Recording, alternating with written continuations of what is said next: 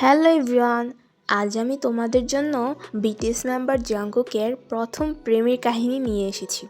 মনে রেখো, এটি ফ্যান ফিকশন, কিন্তু খুবই মধুর আর আবেগজনক গল্প। এবার আমরা জাংকুকের ছোটবেলায় সেই স্মৃতিতে প্রবেশ করি, যেখানে তার হৃদয় প্রথম ভালোবেসে জ্বলে উঠেছিল। তো চলো ভিডিও শুরু করা যাক।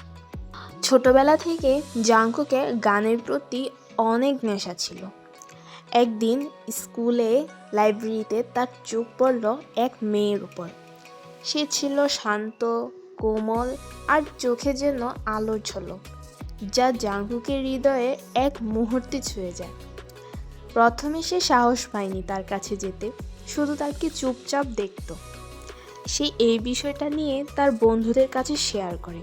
তার বন্ধুরা তাকে বলে যে, তুমি কি সত্যি তাকে ভালোবাসো? তাহলে যাও, তাকে ভালোবাসার কথা প্রকাশ করো। একদিন সে কোমল কণ্ঠে সে মেয়েটিকে বলে, আমি তোমার সঙ্গে বই নিয়ে কথা বলতে চাই, তুমি কি আমাকে তার সুযোগ দিবে? মেয়েটি তার দিকে হেসে উত্তর দিল, হ্যাঁ অবশ্যই। জাংকুক প্রায় সে মেয়েটির সাথে কথা বলতো। ধীরে ধীরে তাদের বন্ধুত্ব গভীর ভালোবাসার রূপ নেয়। জাংকুক প্রথমবার তার অনুভূতি প্রকাশ করতে গিয়ে মেয়েটির জন্য একটি গান লিখে। গানটি শুনে মেয়েটি খুব খুশি হয়, আর মেয়েটির খুশি দেখে জাংকুকও খুশিতে ভরে ওঠে।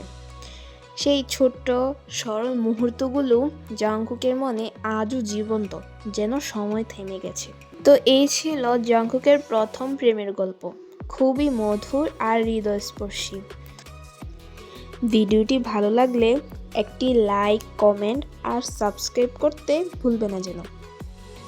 তো আজ এই পর্যন্তই, দেখা হচ্ছে নেক্সট কোনো ভিডিওতে।